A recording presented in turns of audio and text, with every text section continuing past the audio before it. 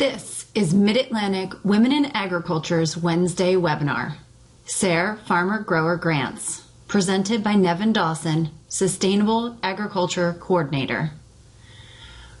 This presentation, along with all upcoming presentations, can be found at our website. And a special thank you to our sponsor, Mid-Atlantic Farm Credit, Delaware Department of Agriculture, and Maryland Department of Agriculture. Since this is pre-recorded, Nevin has provided his email address at the end of the presentation for any questions. Thank you so much for listening. Okay, so I'm going to start, as I said, with a quick kind of overview of applying for grants in general, but we'll dive pretty quickly into the specifics of SARE grants right after that. So there is some bad news. That is this ridiculous acronym I came up with. There ain't no such thing as a free lunch.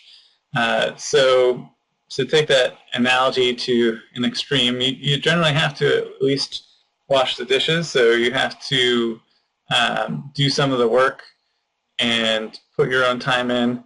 Sometimes you have to buy half the sandwich, meaning that there are cost share requirements a lot of times where you have to actually contribute some of the cost so that it's not just the granting agency covering the entire project.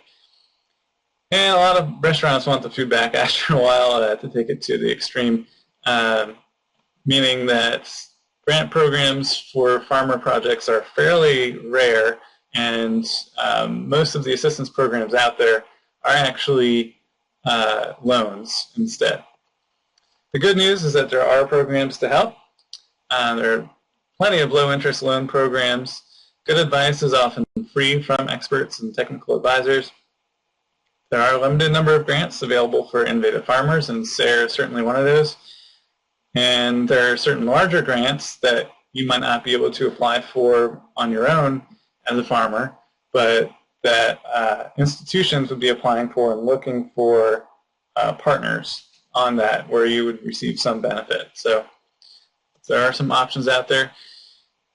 When you're going to apply for any grant, but this all goes for SARE as well. So what problems do you or your colleagues face? These are all questions that you should ask yourself as you're thinking about what shape your proposal might take.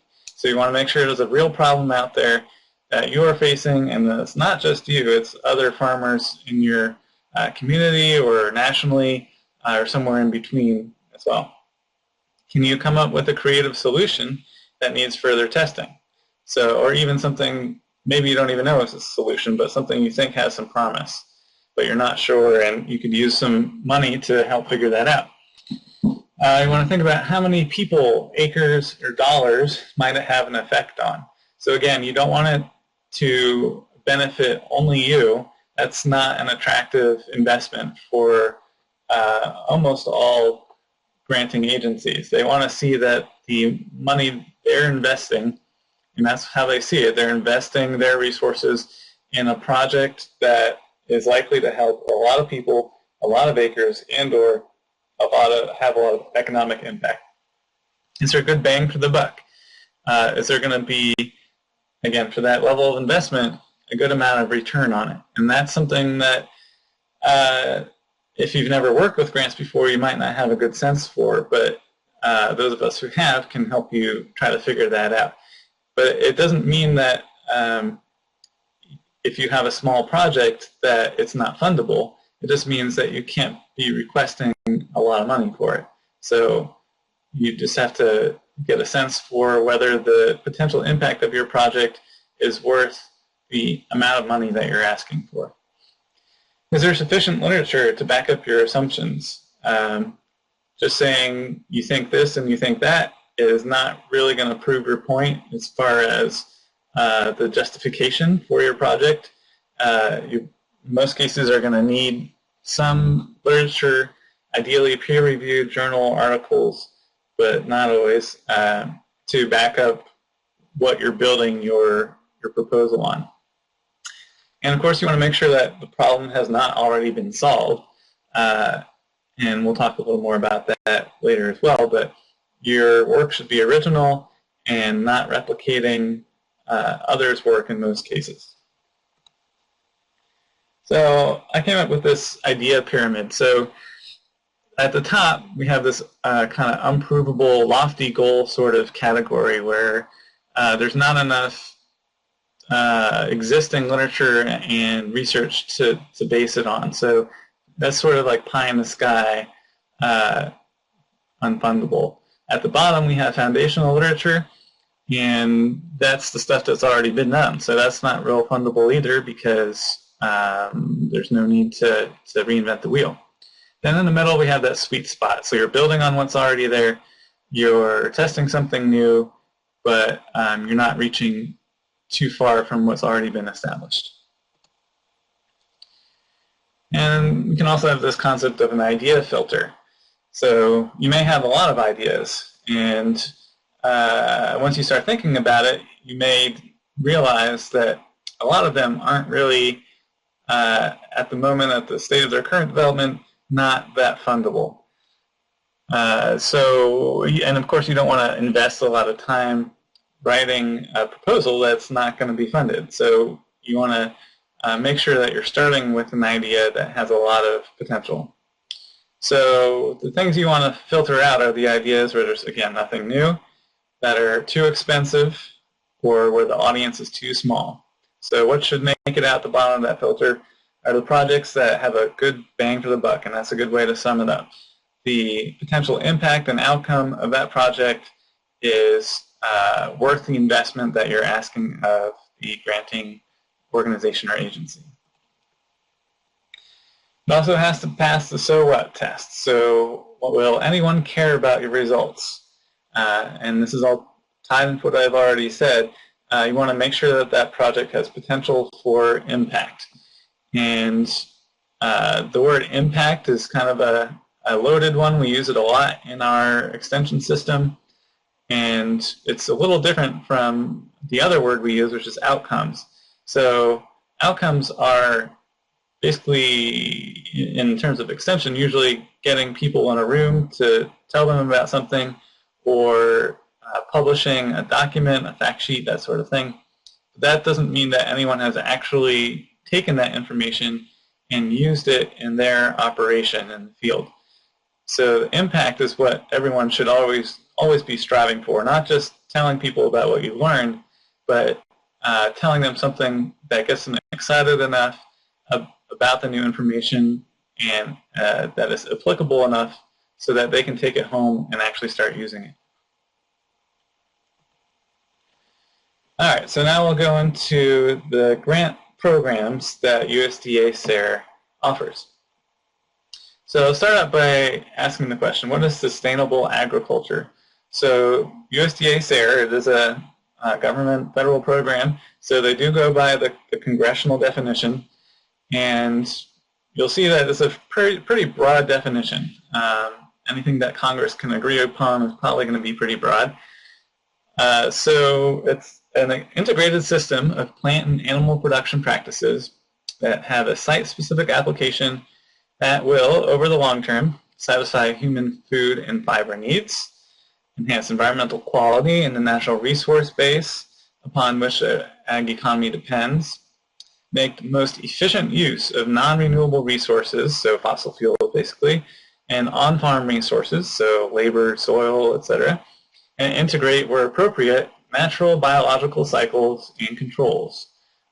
So building soil health, so you have all those natural cycles working for you, using natural predators where you can, that sort of thing.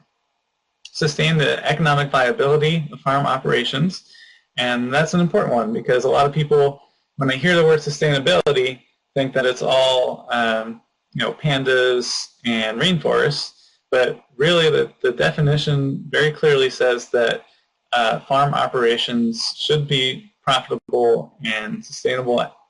In order to be sustainable, the economics are a big part of that. And the last one, enhance the quality of life for farmers and society as a whole.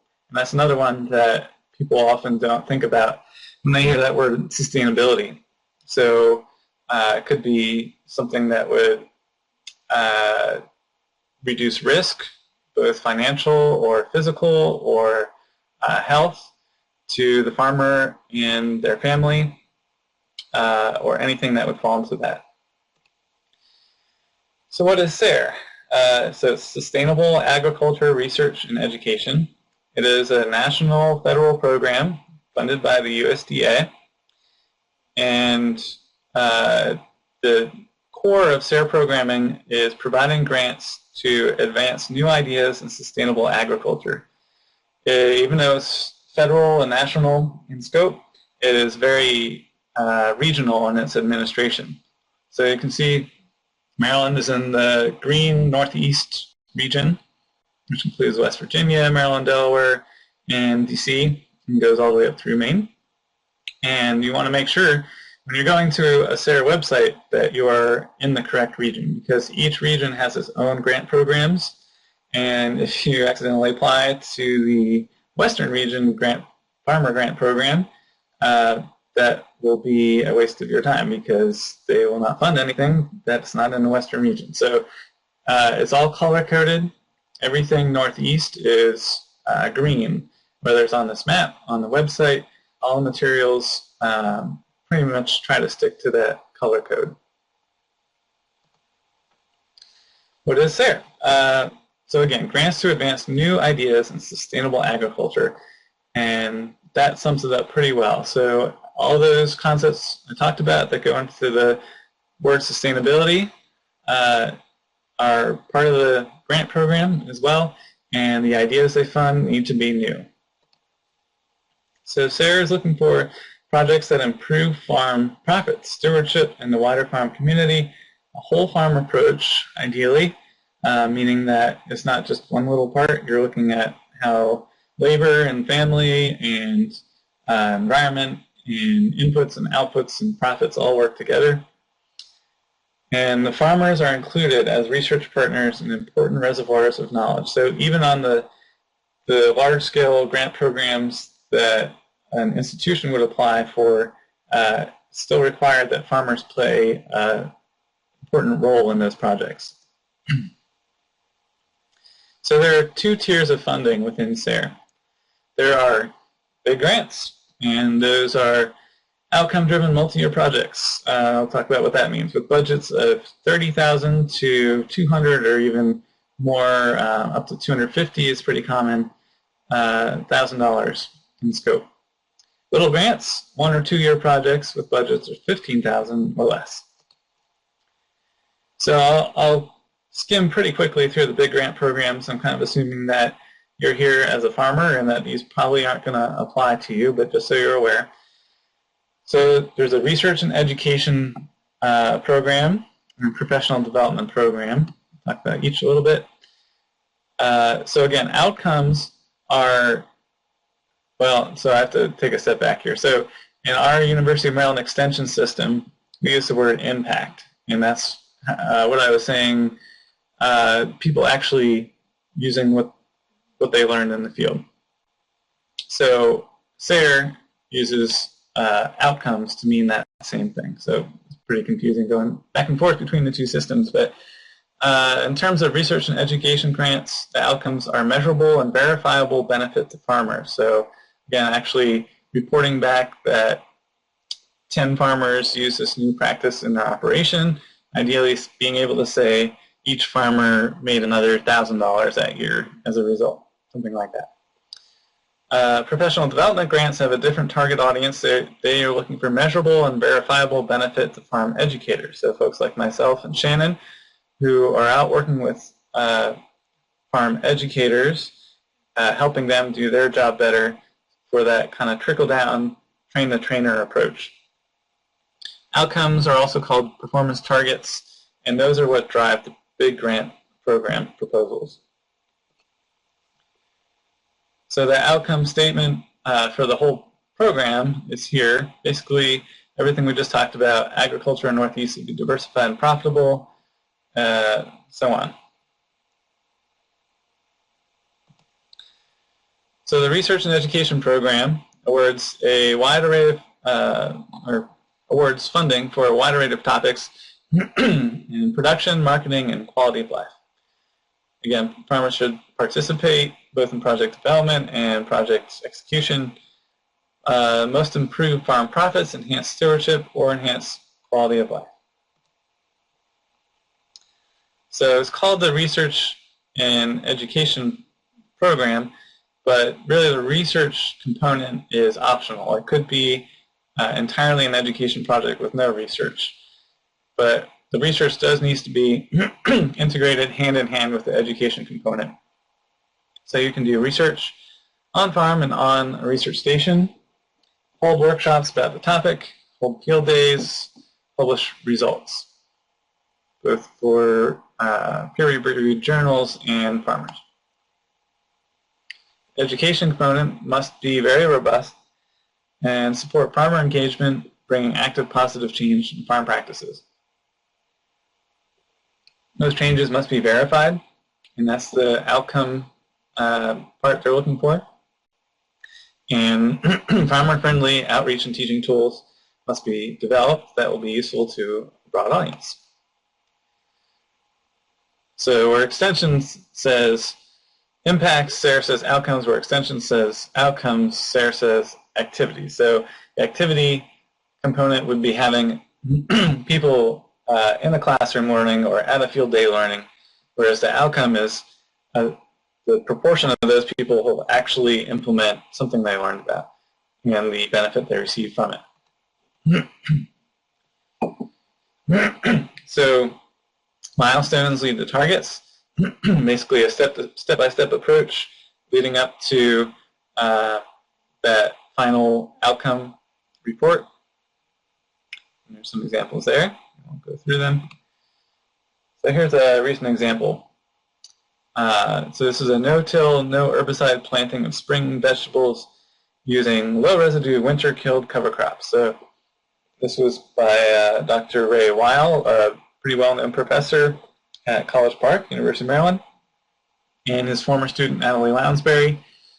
So they had a great website as a resource, a nice set of fact sheets as well, and working on this important topic, using cover crops as a management tool in vegetables as a way to avoid tillage.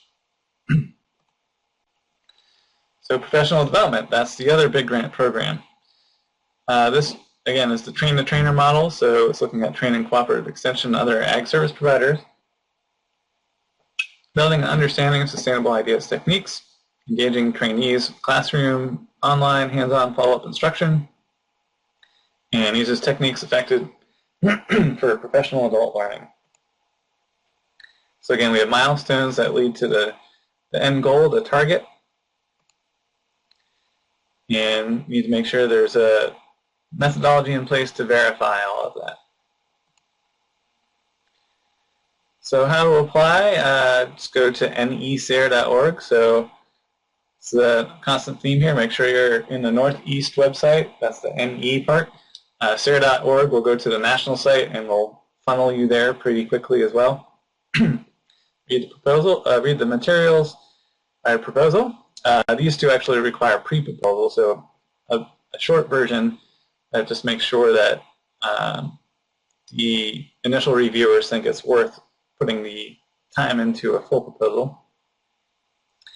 And then it goes from there. All right, so we'll spend a lot more time on these little grants. So especially the farmer grant. So farmer grants for commercial farmers want to explore an interesting new idea. Partnership grant is very similar, but it's for farm advisors who want to work with farmers on trials, demonstrations, and quality of life issues. So the two programs are similar and parallel. It's just the farmer is the applicant in the first, and the farm advisor or technical advisor is the applicant in the second. And we have graduate student grants, and just like it sounds, those are for grad students currently enrolled in a graduate higher education program. So these are capped at $15,000, not a dollar more. There's no pre-proposal process. Generally, they're one-year projects, sometimes two. There's an expectation of success, but there's not that outcome requirement. So we want to see the work leads to new knowledge, but it's not as rigorous in terms of ensuring that other farmers have actually adopted it.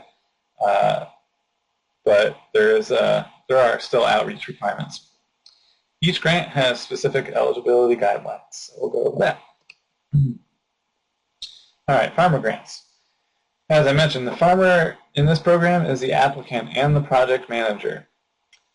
So by submitting one of these proposals, you're not just saying that you're going to do the work, but also that you're willing to manage the paperwork and the budget and everything that goes along with that. You must also identify a technical advisor. Generally, that would be an extension agent, a consultant, or other skilled resource. So I'd be happy to help connect you with someone who is knowledgeable in the area you're looking for if you don't already have someone in mind. It is required, and no, you cannot just identify them without them knowing it. They are required to submit a letter of commitment describing the capacity in which they'll be working with you, the parts of the project that they are taking on, if any. Some of them are doing a lot of the work. A lot of times they are really just an advisor. They're kind of hands-off. And a lot of times, even if they're not involved in the day-to-day aspects of the project, they are doing the extension and outreach work that is associated with it. So we're looking for content that is interesting and innovative. So again, not reinventing the wheel. It's got to be innovative.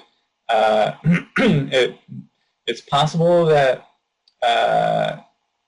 that you have an idea that's already been tested and proven in another part of the country or another state. And if you can justify that that doesn't necessarily apply to your location, that may still be fundable. So you just need to say the climate's different enough, the economic condition is different enough, the demographics are different enough. As long as you can justify that, you should be okay. The applicants we're looking for are established, skilled farmers offering good likelihood of success. So this is not intended in any way to help beginner farmers get started or get off their feet. We want to see at least the bare minimum a year of experience doing the type of work you're talking about doing. Ideally more than that, but that's something you want to consider as well. We just want to make sure that while everyone's trying something new, you have the experience and background in the base operation to ensure some level of success. And again, the projects must include outreach to other farmers. The deadline for this is November 29th, 2016. So you have plenty of time. This is not a real complicated proposal and application process compared to most grant programs. The application system is currently not open right now. It will be soon on October 15th, but all of the materials have been updated for next year. So there's nothing to stop you from reading through those and getting familiar with the project and how you might go about making your case for your proposal. And maybe even starting some writing. So what is a farm? This sounds like an easy question, but it oftentimes is not, actually. There's a lot of gray area, and even though we have all this laid out in terms of what is and what's not, there's still pretty frequently questions that I need to take to our regional staff for kind of a final determination. The next few slides are based on a document that's available on our website, and I'm going to put that in our web link here, and that may open it automatically for you. But that website is home base. So everything you need to know about the Farmer Grant Program starts on this page, and that includes the document I just mentioned, what is a farm. So I'll go over what's here in more detail a little later if I have some extra time. Okay, but back to the PowerPoint here. So the basic definition is a commercial operation with an established farm income of at least $1,000 from the regular harvest and sale of crop, nursery, livestock, or aquaculture products. So that lays out a lot of it right there. And that $1,000 minimum, that is not profit, that is gross income. They just want to see that you are selling your products, that they're not just for home use, that they're not for just being bartered with others, that it's that it is a commercial operation. It's not a very big threshold. Most anyone selling anything is probably going to be able to meet that. So the obvious ones are included: grain, fruit, vegetable, dairy, and livestock operations. Aquaculture is included in most respects, so that would include land tanks, ponds, cultured fish or shellfish, or kelp for humans. So dredging oysters is not, but growing cultured oysters is. So there's a difference there. Nurseries and greenhouses are included, and honeybee operations are included. So here's a gray area. Nonprofits and institutions can be okay if they're operating under normal economic conditions. Well, what does that mean? Well, this program and the projects of funds need to benefit farmers who meet the same definition, commercial farmers. So if you work for, say, a university and you are farming on a research farm, that is definitely not operating under normal economic conditions, because the most of the expenses for that farm are covered by grants and budget line items, not from income from the farm. So that's an obvious example. There are some gray areas.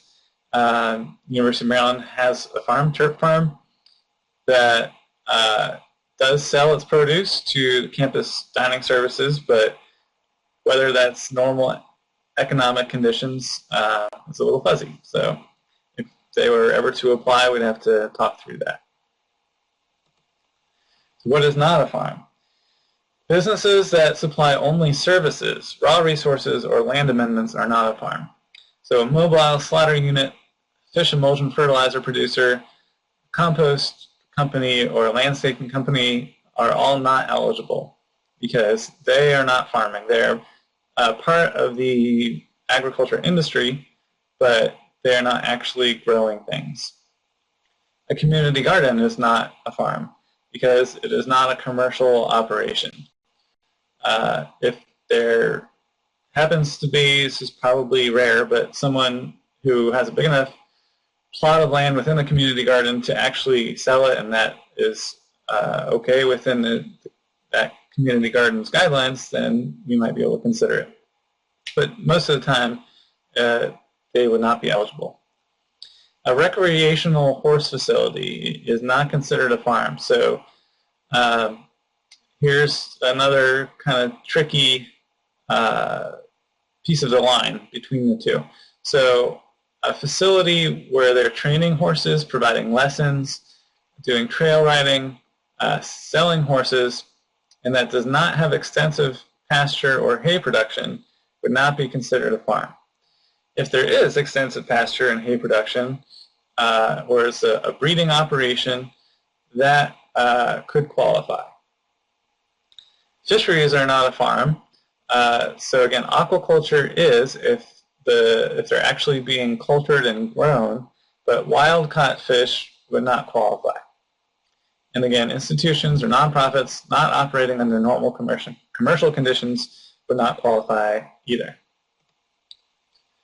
All right, so it's the same slide as before, but I just wanted to throw it up here real quick because it leads into the next slide. So what is an eligible topic? So your topic needs to have some connection to that definition of sustainable agriculture.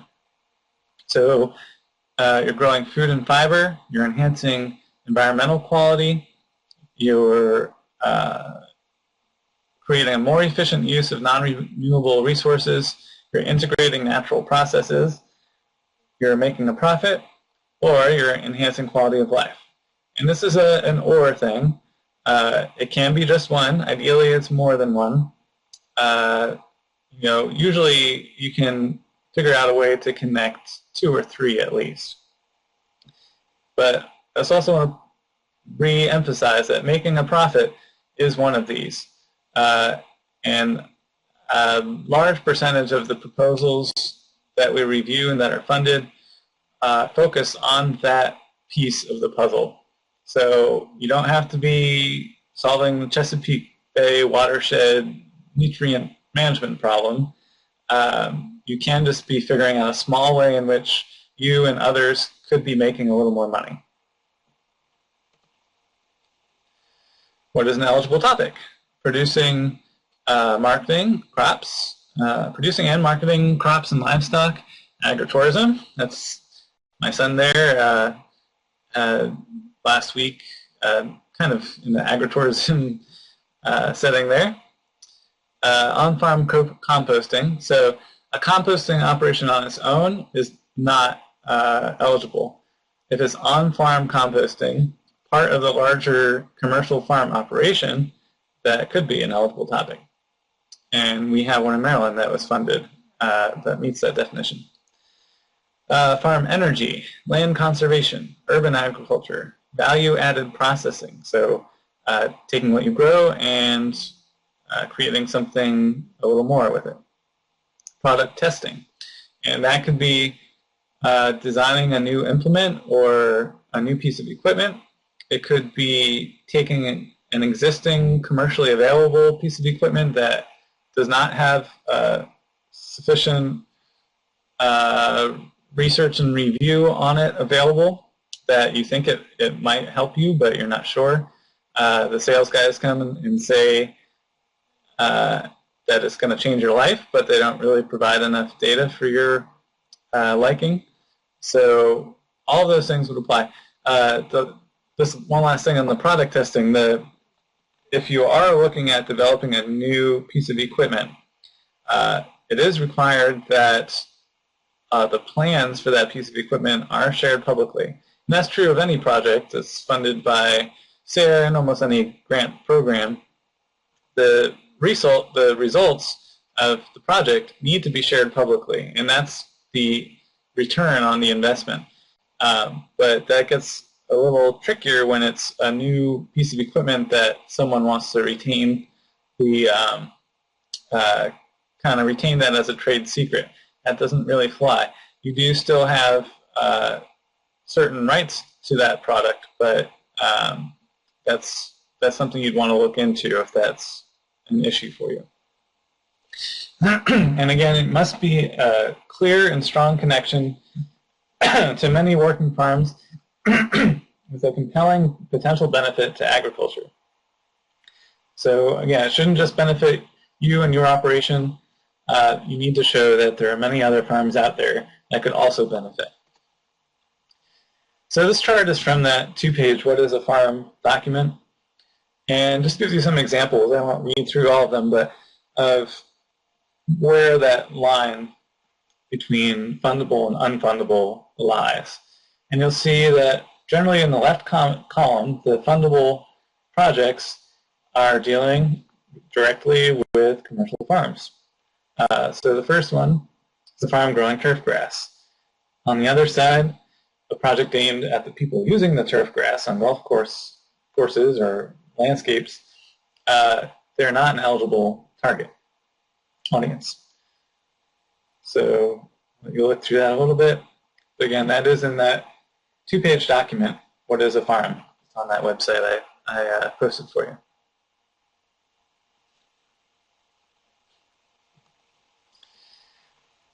All right, so we've gone through sort of how to develop your idea and what would be a fundable idea and what would not be a fundable idea.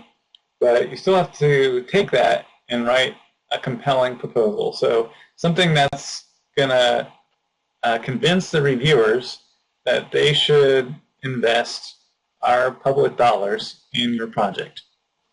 So again, you want to show how it applies to sustainability, show how it applies to other farmers, show that it hasn't been done before, and that requires a bit of a literature review.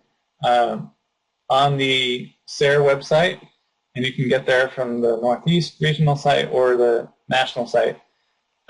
There's a link to search existing SARE projects, and that is a huge resource.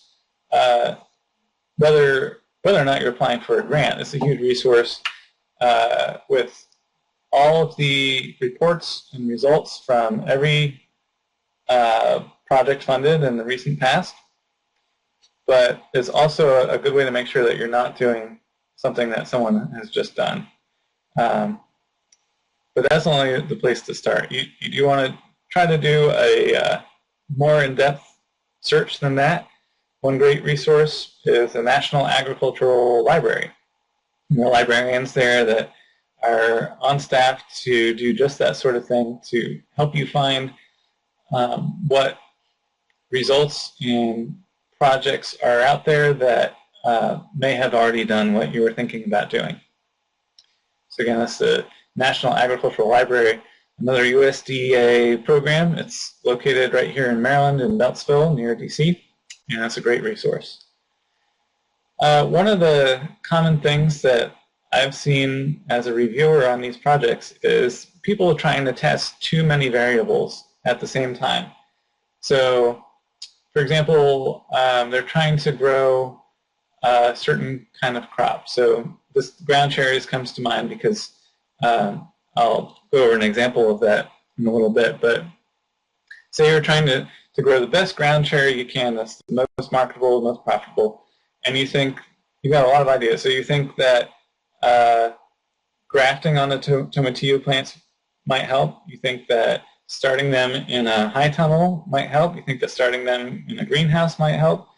You think that harvesting in a different way might help. You think that pruning might help. And you want to try to test all of those at once. Well, if you have 100 plants to work with, and you start dividing that up, there's no way you can get reliable answers for that many variables. You might be able to test 2 at the most, because every time you add another variable, you're not just dividing it again.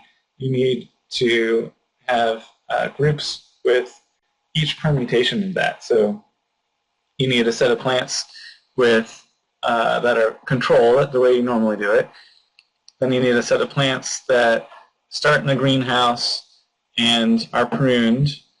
And then you need another set of plants that didn't start in a greenhouse and are pruned. Another set of plants that start in a greenhouse and are not pruned. And that's only with 2 variables. So you can see as it goes on from there, you end up with just 1 plant in each group. And that's not enough to actually eliminate some of the natural variability that happens from plant to plant. So that's real common. So try to keep it as simple as possible. If you're worried about the bang for the buck aspect, get some advice from someone who has been a reviewer. I'm happy to help with that. And you can get a good sense of whether it's in the right scope or not. Make sure your methods are sound. And that's something else, if you're not used to doing this for the work, that you want to run by someone. Again, I'm happy to help with that. That's another real common thing I've seen, and it's kind of heartbreaking as a reviewer to see a real excellent idea, but then to see methods that we can tell are not going to actually prove whether that idea works or not.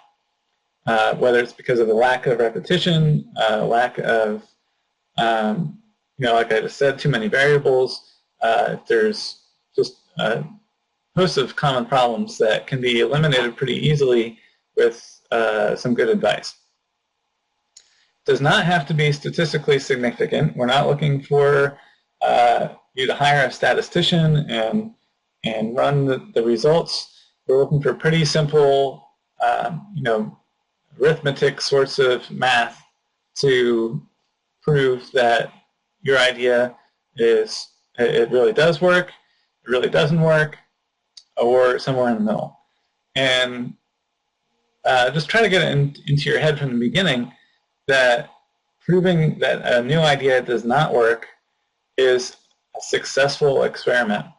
If you think it might have worked and the reviewers think it might have worked, that's enough to say that it's worth the investment to find out if if that's the case or not. So you see that often, a failed experiment. Most of the time, that's not actually the case. An experiment that finds that a new procedure, piece of equipment, technique, anything like that does not work is still a successful experiment. The thing that's more like a failed experiment is when the results are inconclusive. What we want to try really hard to do is set up an experiment or a project that will have conclusive results. So think like a reviewer. Once you have a draft, look through it as if you had $15,000 in your pocket that you could only give to one person, and you wanted to make sure that that person had the best idea out of 20, 50 people. And again, ask for help. So indirect costs. It goes by a lot of different names: overhead, or facilities and administration costs. Basically, this is a concept that, in addition to the hard and fast project costs, like the number of hours it takes to do the field work for a certain project, and the payment that is required to cover that. There are other things like the utility bills to cover the lighting in the barn, or the heat for the greenhouse, or the electricity in the office, and just your materials that you can't ask for funding directly for, just paper and ink and toner, that sort of thing. This is pretty new for SARE and the Farmer Grant Program, but it is allowed. You don't have to request it.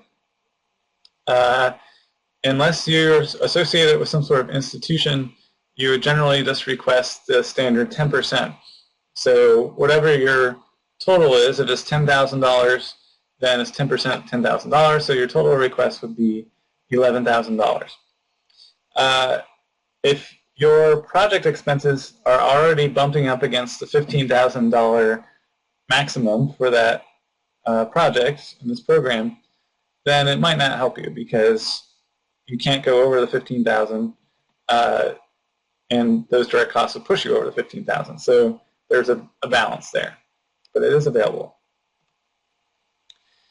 Equipment gets a little tricky. So anything that's tangible, physical, you can touch it, non-expendable property, having a useful life beyond the project period. So the tractor is the obvious one. Generally, applicants are expected to already own standard equipment like a tractor, like a high tunnel, like processing equipment that is normal for your business. You can request equipment, but you have to justify that it's essential to the project and explain why it's not already available. Generally, you'd be expected to rent it unless the rental cost would actually be more than the purchase cost, or there's some other reason why that's not feasible. If you do request a funding for a piece of equipment, after you've gone through all of that, and that's still the best idea, the best way to go about it, then you can only request a percentage of the cost based on the expected lifespan of that piece of equipment and the length of your project. So if something costs $10,000 and your project is 1 year, then you can request $1,000 for that piece of equipment, and the rest of the $9,000 would be up to you to cover.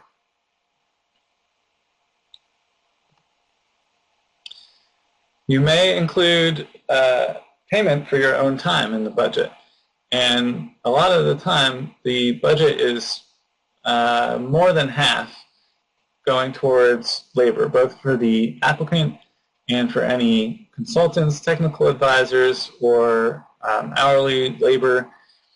We want to make sure that the project is not costing you additional, is not placing any additional cost on you.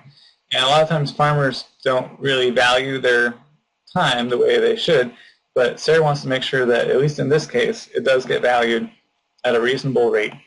And that's kind of up to you to determine what the reasonable rate is that you're going to request. So you just have to make sure it's not outrageous, but that you are getting compensated for those hours. You cannot fund startup expenses. So again, we're not looking for new farmers, beginning farmers. We're not looking to fund a new enterprise. So that's kind of another line there, because you may be testing a new enterprise. So you may be able to request funds for pieces of it, but it shouldn't look like you're leveraging the grant program just to get a new enterprise started. We can't fund structures or major renovations, no cell phones, no promotional giveaways, and no expenses before the project start date.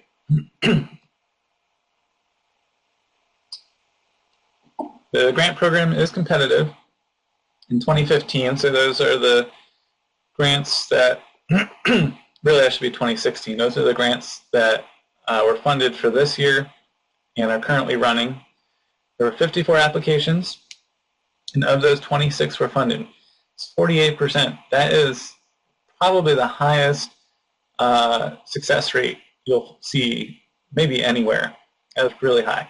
And that's even higher than normal for the farmer grant program. Generally, it's closer to 40%, which is still very high. So, I mean, it's tempting to look at it as you have 50% chance of getting funded. You shouldn't really look at it that way, because it's only the best that are funded. So you want to think more along the lines of, you need to make sure that you have the best proposal possible. And it's possible that we don't even use up the money. I don't think that's happened, but really each one of those funded projects must meet a minimum requirement for being fundable. It's not just spending all the money out, even if the last few are not that good. That's not something that SARE would do. Expenses are reimbursed, and you can request that monthly, but you do have to outlay that the money first. They do try to make sure it gets turned around pretty quickly. Reporting is required. It doesn't have to be hugely complicated. It doesn't have to be, again, a journal article, but it is public, and your results are public. They're all posted on the SARE website, and the National Ag Library also catalogs those. Any prior experience you have with SARE or a lack of prior experience with SARE doesn't matter. That's not taken into account in any way.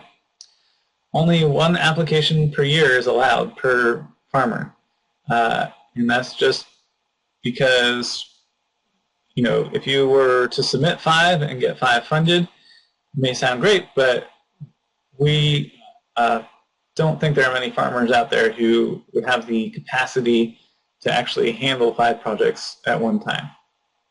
So the great thing is that if you don't get funded, you do get very detailed reviewer comments. So if you have 5 ideas and you think they're all really great, pick the best one, submit that.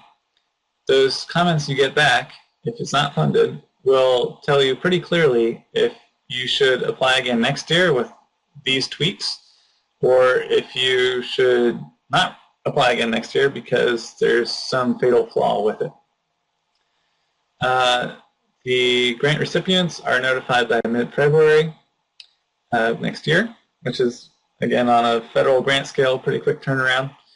By the way, all of this is administered by University of Vermont, so the money goes through a lot of different stages before it actually gets to the farmer. But because you're working with the university and not directly with the federal government, it is a little bit easier. All right, some recent examples. So here's one, exploring low-tech food dehydration to increase profits on small farms. So it's right up against the 15,000 max, Tanya Tolchin, Jug Bay Market Garden. I actually just saw her yesterday, and while she tested 3 low-tech food dehydrator technologies, and they had varying levels of success, unfortunately, she ran up against some health code issues, and so it's one of those projects. It's not really a failure. She evaluated the technology effectively, but it does have, there are some other problems. So it's a successful experiment, and kind of figured out some of the unexpected consequences of trying some of these technologies. The next one here is a water hyacinth project that was on the lower shore, and that was looking at using water hyacinth to clean up a farm pond and basically remove excess nutrients. It went so well that the water hyacinth started to become a problem, and they are actually can be considered invasive in some situations. But he was a hog farmer, so he was able to scoop them out and start feeding them to his hogs, which was not part of the proposal at all, but an additional benefit that came out of that project. There's another one, effectiveness of aerated static pile to windrow composting on small-scale farms. So they're comparing two technologies here. Windrow composting, where it's like it sounds, you've got a row of compost and you're turning it with a piece of equipment every so often, versus aerated static pile, where you have a static pile, just like in the picture, and you've got some sort of tubing running underneath, usually with a blower on it to add oxygen to the middle of that pile without having to turn it. So that was a smaller scope project, but also a good one. And here's the one I mentioned earlier. Lisa Garfield is looking at methods for improving quality and conditions of ground cherry production. So this one's interesting because she got funded both for 2015 to look at, I'm trying to remember which order it was. I think that was harvesting techniques. And I've gone back and forth with her and talked her out of testing too many variables. So she ended up, I think, looking at using a netting underneath the plants to make it much easier to harvest instead of picking the fruit up off the ground, also making them cleaner. And I think it's this year she's building on that and also looking at pruning. Oh no, this year I think it's grafting onto tomatillo plants. So there's no reason that you can't do one after the other like that. If it's a new enough idea, that's not uncommon. And what we also really like to see is building from one of these smaller grants into one of the larger grants too, if you have a university or institution researcher you can work with. Partnership grants. All right, I'm a little low on time, so I'm going to be much quicker, but partnership grants, as I said earlier, are very similar to farmer grants. Most of what I talked about is all the same, except, again, the applicant and the project manager, instead of being a farmer, are technical service advisor, an educator, someone like that. But the work must still be done on a private commercial farm, so that definition of the farm still must be met. I think that's the same. The deadline is actually not early October. I forgot to change it. I think it's October 25th. I meant to check that. But if you go onto the website, the one I sent you, it's pretty easy to get from the farmer grant to the partnership grant, and that'll have the deadline right there. This was actually two grant programs in the past that were combined. One was the partnership grant. The other was the more of a community sustainability grant. So this current program accepts proposals that would have gone to either of those. So partnership grant is more like this first one, sustainable management tools for the red-headed flea beetle in nurseries. So that's more the applied on-farm research. This other one, Baltimore City Urban Agriculture Alliance, is more in the other category. It would have gone into the community partnership grant when that was a separate program. So this is building, just like it sounds, an alliance, a network of urban agricultural operations within the city of Baltimore. now known as the Farm Alliance, and it's doing very well. And it was one of these SARE grants that helped it get off the ground. And here's just one more example. Oh, there's a repeat there, but here's another one. Again, Small Farms Poultry Processing and Marketing Group. So again, not an on-farm project, one that was building a network for exchange of information, education, and resources. Grad student grants, just like it sounds for grad students. This is the only one that can be really basic research that doesn't necessarily have to have a lot of application directly on the farm. So like I said, a series of little grants can be used to build upon each other. Application is very straightforward for all of these.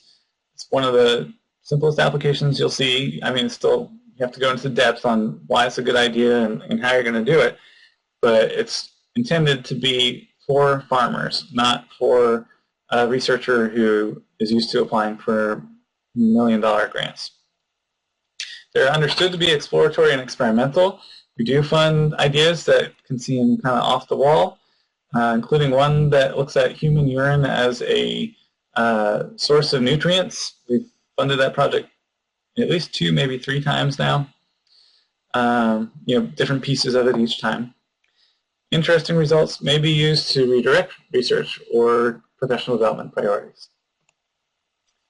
So how to apply? Go to that website. Oh, these are old dates. Sorry about that. Read all the materials, lesson materials there. Get in touch with me. I am the state coordinator for these grant programs in Maryland. If you're not in Maryland, each state has its own coordinators. That's all on the website as well. Jason Chaland is in Delaware. So I think I saw some folks from there. And this is an old graphic with old numbers. I don't think it's been updated, but even then, a few years ago, $3.6 million total SARE funding in Maryland. So a lot of money going towards sustainable agriculture. Also, I manage a web-based directory for all agriculture-related grants. Every so often I update that with currently open grants. I also have a separate page with an archive of all the grants that were available in past years. So you can both see what's open right now and then go back in the past and see other grants that might be a good fit for your project that are likely to come around and open up again. Thank you for watching our archived presentation of our Wednesday webinar.